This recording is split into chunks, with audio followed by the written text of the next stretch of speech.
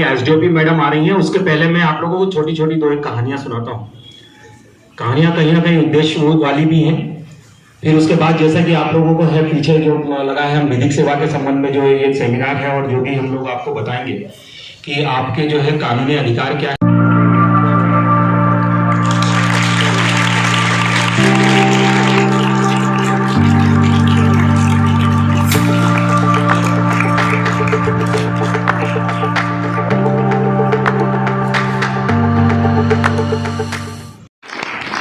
मुख्य के रूप में हमारे सामने विराजमान हैं श्रीमती पुष्पा प्रजापति जी, एसडीओपी महोदया। इनके लिए भी एक बार और मुख्य के रूप में हमारे सामने, जैसा कि अभी अभी उन्होंने आपको बहुत अच्छी बातें बताई, श्रीमान टीआई महोदय श्री रविंद्र जी यादव जी।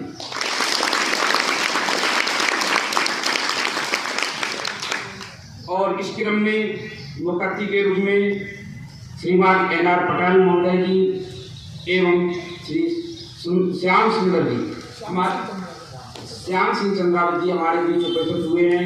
इनके लिए जोरदार उस अपराध की जानकारी आपको होना चाहिए। और जैसे कि कार्यक्रम की एक रूपरेखा होती है, उसी रूपरेखा के तहत हम आगे बढ़ेंगे।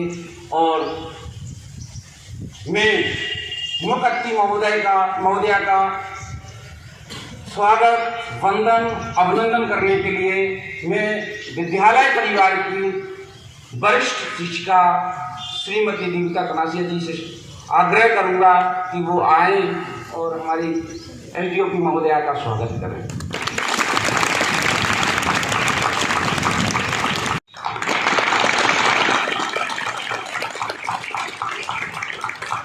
इस गौरवमयी मेला में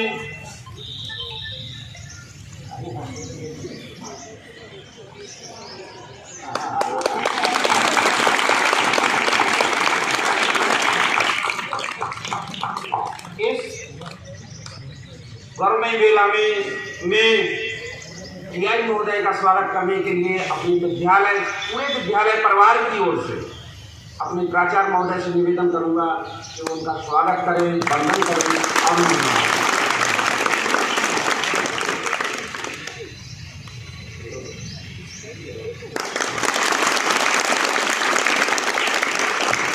अगले क्रम में मैं बुलाना चाहूँगा एनआर पटेल जी के स्वागत के लिए हमारे खेल शिक्षक श्री धन्नालाल चौधरी जी को। ये विद्यालय परिवार की ओर से, विद्यालय परिवार की ओर से स्वागत करेंगे।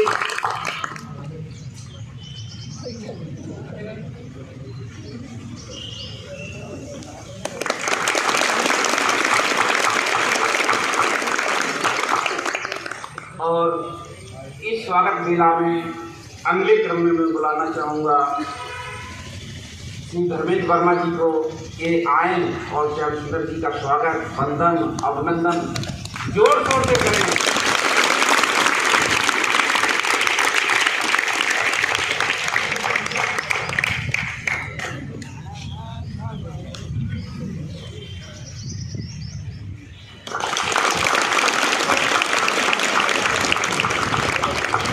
ये स्वागत मेला हमारी जो चली, इससे आगे करने में चाहूँगा कि हमारे सामने जो गौरवमयी मंच हमें उपस्थित हुई है, यहाँ पर जो उपस्थित हुई है, हमें प्राप्त हुई है, ये लोग सामान्य लोग नहीं हैं, विशिष्ट लोग हैं।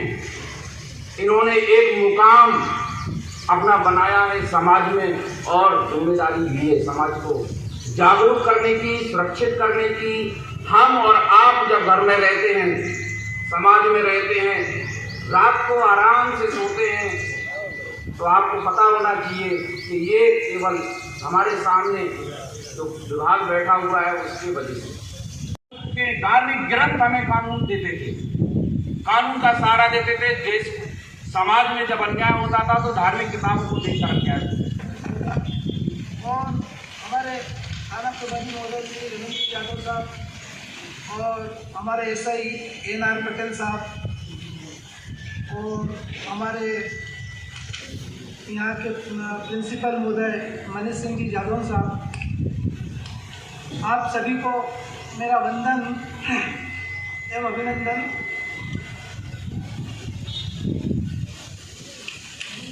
सबसे पहले मैं आपको बताता हूँ कि विधिक साक्षरता शिविर का मतलब क्या होता है। यह विधिक साक्षरता शिविर इसलिए चलाया जा रहा है, हमारा मुख्य उद्देश्य यह है कि जो शासन की योजना है उनको लोगों तक पहुंचाना है। जिसको न्याय की जरूरत है, कानूनी मदद जिसको चाहिए, वो कानूनी मदद वहाँ तक पहुंचाना है। और इस साक्षरता का अर्थ ये भी है कि आपको जागरूक करना है, बच्चों के अधिकार क्या है, कानूनी अधिकार क्या है, ये सारे हमको मतलब आप लोगों तक फ्री और निःशुल्क सेवा करना है। जैसे एक योजना सर्पदंश योजना है। सर्पदंश योजना में आप ग्रामीण क्षेत्र के बच्चे हैं, इसमें किसी को भी सांप काट खाता है तो आप कितना मुआवजा मिल रहा है, कितना पैसा मिलता है उसमें? 4 लाख रुपये मिलता है। और 50,000 आपके सरपंच, आपकी जो ग्राम पंचायत तरफ से मिलता है। लेकिन आपको वो 4 लाख ऐसे नहीं मिलेंगे। आप सांप यदि सर्पदंश से मृत्यु होती है तो आप FIR दर्ज कराओ, क्लेम करवाओ, इसके बाद आपको वो 4 लाख रुपये आपकी राशि मिलेगी। हमारी आन बान होती है बेटियां, हमारे देश की शान होती है बेटियां, और बेटियों के बिना घर आंगन सुना, क्योंकि हमारी जान होती है बेटियां।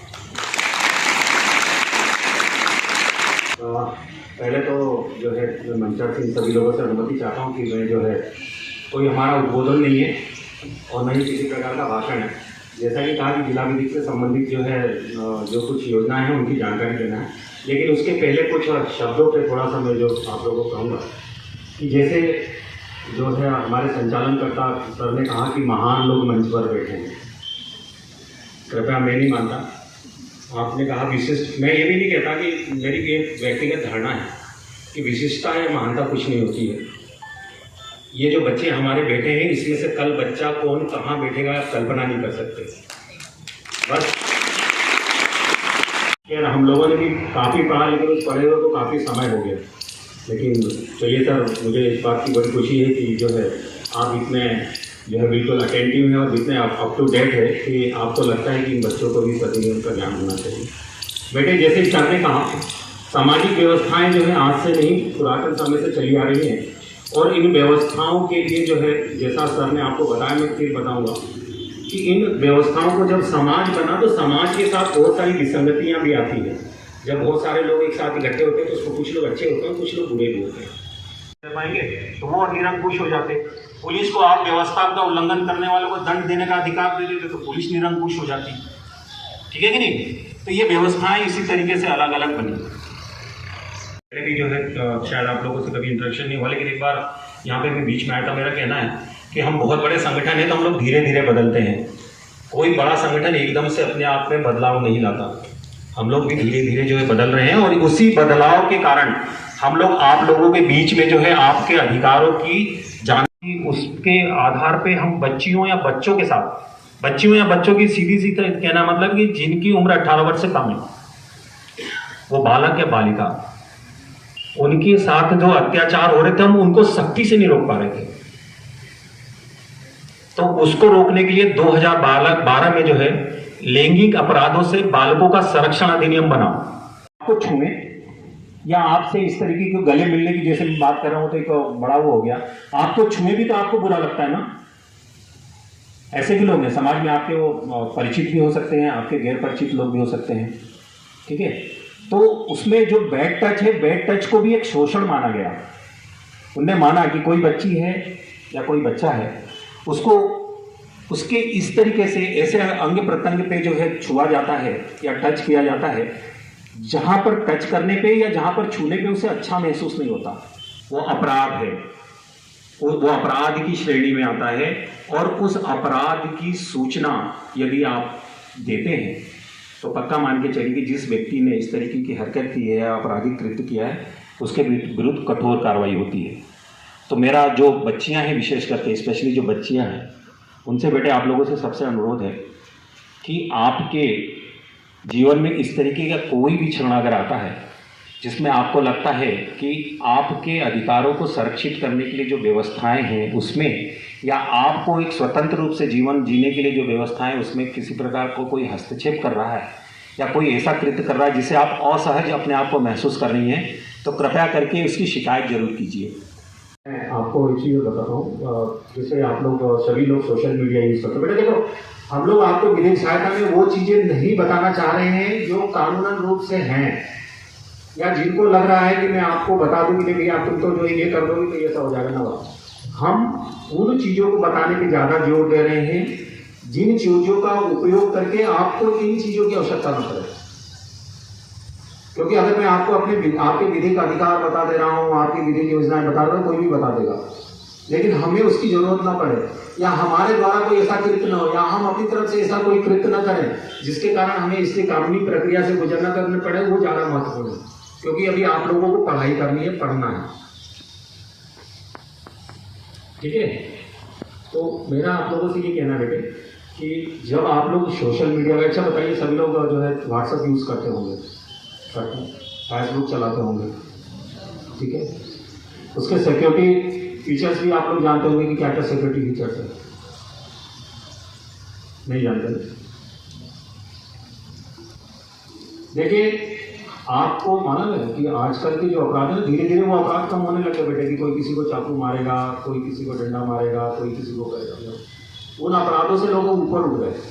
अब जो है वर्चुअल लाइफ के अपराध होने लगे हैं, जो आप व्हाट्सअप सोशल मीडिया पे, आपके इंस्टाग्राम पे या फेसबुक वगैरह पे आप जो देखते ना, ये देखिए जिन कंपनियों ने ये जो फीचर्स बनाए उन्होंने बहुत सिक्योर बनाया है, उसको बहुत सुरक्षित तरीके से उसको बनाया है। लेकिन ये भी मान के चलिए कि उस सुरक्षित तरीके में भी सेंध लगा दिए लोगों ने, और जब हमें उस लगाई हुई सेंध की जानकारी नहीं होती ना बेटे, तो फिर हम लोग भी उसके शिकार हो जाते, तो ज़्यादा आसानी से हो सकती है। अब कृपया करके कोई भी ऐसा काम मत कीजिएगा कि घर की बात बाहर जाए। आप लोग पढ़ने आए हैं, पढ़िए। इसमें से कौन कहाँ जाएगा और क्या करेगा कोई नहीं सोच सकता, लेकिन मेरा फिर मानना है कि अगर आप नहीं करेंगे तो कुछ नहीं करेंगे, और जब करेंगे तो करने के लिए आपके पास आसमान है, उड़ने के लिए पूरा आसमान है, और आपको उड़ना सिखाने के लिए आपके प्रशिक्षित और आदरणीय टीचर हैं, उनका सम्मान कीजिए। मैं सभी का अपने दिल से आभार करता हूँ, और बाबा महाकाल से प्रार्थना करूँगा कि आप सभी लोग जो है ऊँचे उड़े, अपने माँ बाप का, अपने टीचर का, अपने स्कूल का नाम जो है रोशन करें। धन्यवाद।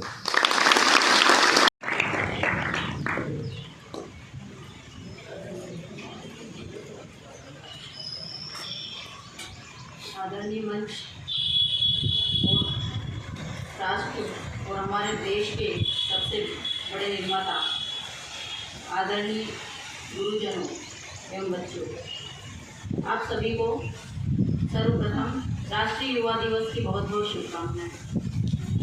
आज पता है क्या है?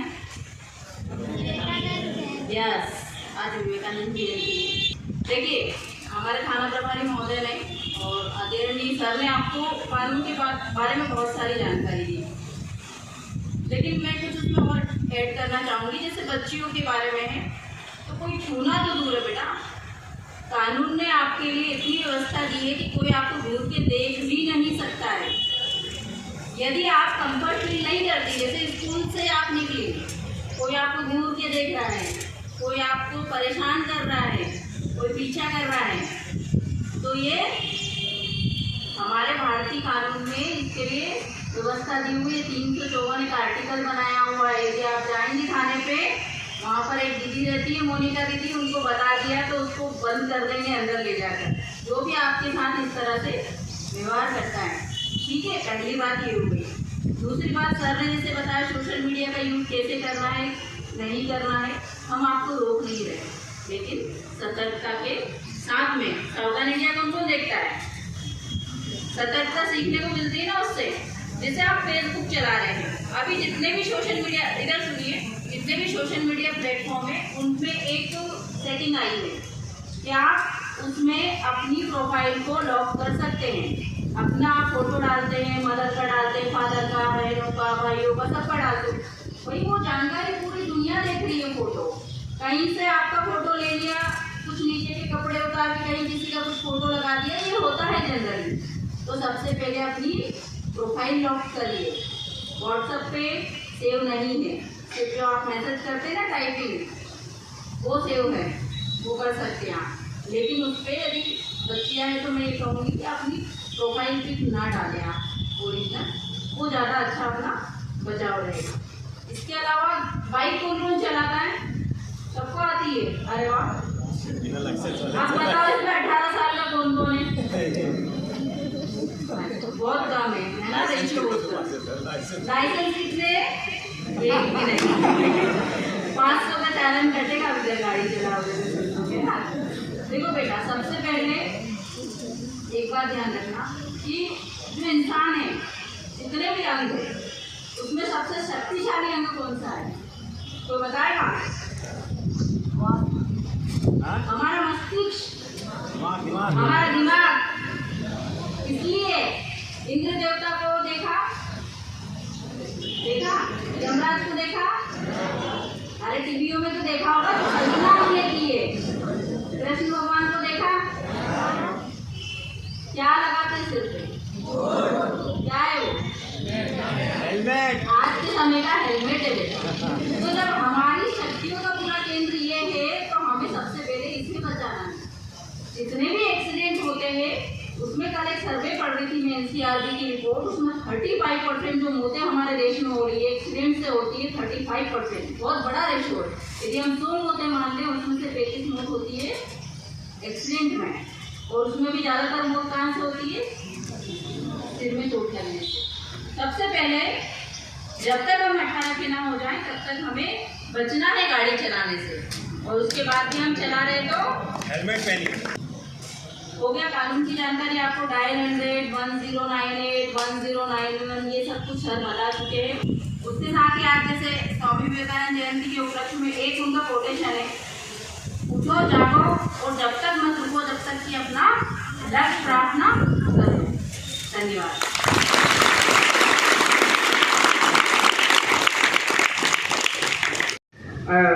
धन्यवाद देने के लिए या इस बात की जो हमारे बीच कार्यक्रम रखा गया है, तो हम अपने प्राचार्य महोदय को बुलाना चाहेंगे कि ये आएँ और इन सबको अपने 2 शब्दों से मार्गदर्शन दें और इस कार्यक्रम की समाप्ति की ओर ले चलें।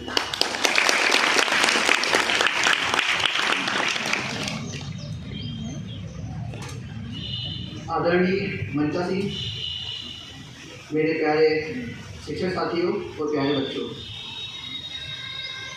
सबसे पहले तो मैं आज भावुक हूँ और उसके पीछे कारण बताता हूँ भावुक क्यों हूँ। मैं जब छोटा था, लगभग 9वीं 10वीं की बात है, उज्जैन से हूँ मैं, तो उज्जैन के अंदर एक महाराजवाड़ा करके गर्ल्स का स्कूल है, उसके बाहर उसमें CSI मैडम की, CSP मैडम की, अंजना तिवारी करके, वो काफ़ी हार्ड मैडम थे। मैं जब उसके बाद एक बार स्कूल से किसी काम में जा रहा था वहाँ पर, तो बाहर एक लड़के को बड़ी बुरी तरह से डंडे से मार रही थी। तो उसने मेरे हाथों में दी मुझे। देखिए, स्वाभाविक सी बात है, इंसान है, इंसान की मदद की है और मदद उस प्रकार से तो रहेगा।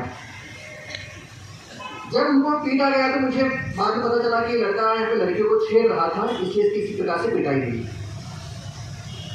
जैसे कि मैं बहुत छोटी फैमिली से था, बचपन से बड़ा संघर्ष और बड़े मुसीबतों के अंदर जीवन मेरा निकला है। जैसे आपसे समय तक होता है, मेरे बेटों तुम लोग मेरा अपना जीवन जोशावार क्यों निशावार है, तो मैं उनसे बोलता हूँ। मैं इसीलिए बोलता हूँ कि मैंने तुम्हारे साथ और तुमसे ही बेकार जीवन जिया है, तो मैं समझता हूँ गरीबी क्या चीज़ होती है, मजबूरी क्या चीज़ होती है। इसलिए मेरे बेटे और बेटियों को हमेशा बोलता हूँ कि तुम्हें क्या आगे बढ़ने चाहिए मैं तुम्हें दूंगा, मेरा तन मन धन तुम लोगों के लिए समर्पित है और तुम्हें मिल भी रहा होगा। तो उस समय वो अंजना तिवारी मैडम ने चर्चा करी कि मैडम ऐसी घटना है, तो उन्होंने बोला बेटा देखो, हम किसी भी दिन समझाना बात है, आपको कानून से डरने की जरूरत नहीं है। मैं डरा हुआ था, तो मैंने उनसे मैडम से जाकर पर्सनली बात की कि मैं आपसे काफ़ी प्रभावित हूँ, क्योंकि मेरे भी जीवन की एक इच्छा थी कि मेरी बड़ी बहन भी थी कि वो पुलिस बने, लेकिन तो इस प्रकार से हो नहीं पाया कि बहुत सारी चीज़ मजबूरी होती है, किसी की समस्या होती है, जो बहुत सारी चीज़ कारण होते हैं, तो बंदा न बन पाई। तो जब उनसे मैंने बात की तो उन्होंने मुझे समझा कि बेटा देखो, कानून जो है सुरक्षा के लिए हर चीज़ क्या होती है, आपके अधिकार को यदि कर्तव्य है, इंसान समझता नहीं है। तो कानून जो आपकी सुरक्षा के लिए, तो यदि आप कानून तोड़ोगे तो आपके लिए कानून क्या है, गलत है, या आपके लिए वो पनिशेबल है। यदि आप कुछ नहीं करोगे तो आपको कानून से डरने की जरूरत नहीं है। तो कानून से डरने केवल उन लोगों का आवश्यक है जो कानून का विरोध करते हैं, कानून को तोड़ते हैं। तो उन्होंने मुझे मोटिवेट किया, काफ़ी मोटिवेट किया, मुझे समझाया बोले तुम गवर्नमेंट तैयारी करो, ऐसा करो वैसा करो, और कभी भी कोई भी गलती मत करना। उन्होंने समझी थी बात, नहीं तो अगर एक बार भी तुम्हारा कोई केस बन गया तो तुम कभी गवर्नमेंट सर्विस नहीं कर पाओगे। तो मैं हमेशा लड़कियों से भी दूर रहा हूँ। मैं आपको एक चीज़ क्लियर करो, हमेशा लड़कियों से भी दूर रहा, हमेशा बहन करके रहा हूँ मैं, और बिल्कुल डर डरा के ही रहा हूँ मैं। हाँ, मेरी जीवन सत्यता है, क्योंकि मेरे जीवन का ध्येय कुछ और था। अब हो सकता मैं आपके आभार व्यक्त करेंगे, अपनी कहानी सुनाऊं, लेकिन जरूरी है आप लोगों के लिए। जब मैं अपने आगे जीवन के अंदर बढ़ता रहा, बहुत संघर्ष किया, बहुत कुछ किया, कुछ गलत नहीं करते हुए, तो प्रकृति भी आपको पूरा सपोर्ट करती है। उसी समय बीच में कुछ मुझे लगा कि जो पत्रकारिता होती काफ़ी अच्छी चीज़ होती थी, नई दुनिया के अंदर कुछ समय काम किया, फिर वहीं पर पत्रकारिता के बीच में भी, और मेरे जीवन में हमेशा कहा कि मेरे पर हमेशा बड़े लोगों का हाथ रहा, क्योंकि मेरी विनम्रता, सादगी जो रही, उस कारण जो भी अधिकारी वर्ग होते थे, जिससे मिलने आता था, हमेशा मुझे बेटे की तरह रखता था वो, और हमेशा उन्हें सहयोग करके मार्गदर्शन देते थे वो। तो उन्होंने कहा नहीं तुम पीएससी की तैयारी करो, कहीं ना कहीं तुम पीएससी या आईएएस की तैयारी करोगे तो कहीं अधिकारी तुम बनोगे। फिर 2016 से कहीं ना कहीं तैयारी चालू करी, 2-3 साल काफ़ी पीएससी की तैयारी करी, सुबह से लेकर शाम तक स्कूल पढ़ाना भी जाना है, फिर संघर्ष भी करना है, इधर शादी भी हो चुकी है, बीवी भी है, बच्ची भी है मेरी एक, और फिर रात को 2 बजे 3 बजे तक कंटिन्यू पढ़ाई करना है, फिर अपने सुबह 4 बजे उठ के फिर से पढ़ाई करना है, मतलब काफ़ी जीवन संघर्ष में रहा। लेकिन पर फिर बीच में मुझे जीवन में घटना भी घटित हुई, उस कारण कि मैं आध्यात्म में चले गया। 2018 के बाद मुझे लगा कि जीवन की इसी चीज़ें नश्वरता है, और अभी भी मैं आध्यात्म में ही जीता हूँ मैं। तो सब कुछ छोड़ छाड़ के मैं जो अपने आज में इसलिए बता रहा हूँ, स्वामी विवेकानंद जी का जीवन भी ऐसा था, वो आध्यात्म में गए थे। तो आध्यात्म स्वयं की ओर ले जाता, वो किसी बुरा करने के लिए कोशिश नहीं करता वो। तो आध्यात्म में गया, लेकिन पर प्रकृति को पता नहीं क्या इच्छा थी, मैं गंजा होकर बिल्कुल दलाई लामा तिब्बत जाने वाला था। लेकिन पर प्रकृति ने कुछ ऐसा किया, मैंने जो प्राइवेट नौकरी शुरू छोड़ चुका था मैं, 6 दिन बाद ही मेरा इधर उच्च माध्यमिक शिक्षक भूगोल के लिए चयन हुआ, और मुझे लगा कि अब हो सकता है इधर कुछ करना चाहिए। 1 साल यहीं पर मैं काम आपके बीच में कर ही रहा था एज ए शिक्षक, आपको सबको पता होगा। मेरे मन में आप लोगों के प्रति बड़ी करुणा उठती थी। करुणा समझते हैं, देखिए 2 प्रकार, एक शब्द में इंसान समझता नहीं समझता बात अलग है, लेकिन अंदर की भावना प्रकृति पूरा समझती है। तो मुझे यहाँ पर क्या बना के पहुँचाया गया, 2 महीने से यहाँ पर क्या हूँ आपका मैं प्राचार्य, लेकिन आपको मैं बोलता हूँ मैं आपका प्राचार्य नहीं, आपका दोस्त, आपका सहयोगी हूँ मैं, कि मुझे आप लोगों के लिए आगे बढ़ने के जो भी प्रयास होगा मैं दिन रात करूँगा। तो आपको 2 महीने से लग ही रहा होगा कि जितना काम आज तक नहीं हुआ 2 महीने के अंदर हुआ होगा। अब मैं अपने बखान नहीं कर रहा हूँ, लेकिन आपकी बात करना चाह रहा हूँ, और इसलिए करना चाह रहा हूँ कि आप मेरे मन की भावना समझे, क्योंकि यदि आप मेरा सहयोग नहीं करोगे तो मैं कुछ भी नहीं कर पाऊंगा। तो ऊपर उठने की आपको बहुत आवश्यकता है, और स्पेशली मैं मैम को आश्वस्त करना चाहूँगा कि मैं अपनी बेटियों से बहुत प्यार करता हूँ। उसके लिए इसलिए बोलता हूँ मैं बात, क्योंकि मेरी केवल एक ही बेटी है। मेरी माता जी ने बोला कि आगे वंश कैसे क्या चलेगा ये, तो मैं अधिकतर जब जाति ना धर्म ना किसी को मानता हूँ कि मानवता है सबसे महत्वपूर्ण, क्योंकि हर व्यक्ति इंसान है। तो मैं अपनी बेटियों के लिए बोलता हूँ कि मेरी बेटी, एक बेटी वो तो है, वो पता नहीं क्या बनेगी क्या नहीं बनेगी। जैसे मेरे एक सपना था मेरी बहन के कुछ ऑफिसर बने, नहीं बन पाई। अब मेरी बेटी का था, लेकिन मुझे अपना बेटी नहीं, लेकिन इसलिए मैंने सोचा कि अब मेरी जितनी भी बेटियां हैं वो मेरी बेटियां हैं, इसलिए उनको आगे बढ़ने में भी सहयोग में शुरू से आपको हमेशा मोटिवेट करता भी रहता हूँ कि तुम्हें जहाँ जो आवश्यकता हो मैं तुम्हारे लिए करने में तैयार हूँ। तो अपनी सुरक्षा का हमेशा ध्यान रखो। उन्होंने चाहूँगा कि वो आए पधारे यहाँ पर, और उन्होंने आप लोगों को जानकारी दी, इसलिए बहुत बहुत धन्यवाद। हमारे टीआई साहब यादव साहब, कल ही इनसे मेरा परिचय हुआ, और मुझे लगा काफ़ी अच्छे वक्ता हैं ये, जब आपके आगे को लगा होगा काफ़ी अच्छे वक्ता हैं, तो इनका भी धन्यवाद दूंगा कि आपने बहुत अच्छे बच्चों को कहानी सुनाकर और कानून की जानकारी देकर आपको सब बच्चों को लाभान्वित किया। इसी बीच में हमारे बीच 2 अतिथि और हैं, सर भी हमारे साथ में एल सर हैं शायद, और श्याम सिंह सर जो हैं, जिन्होंने पूरा इस आयोजन को मेरे पास आए, सबसे पहले उन्होंने चर्चा करी, और इस आयोजन को करवाने में सबसे बहुत जो महत्वपूर्ण भूमिका है वो श्याम सिंह सर की है। तो इनके लिए जोरदार तालियां। तो बहुत बहुत धन्यवाद करना चाहिए।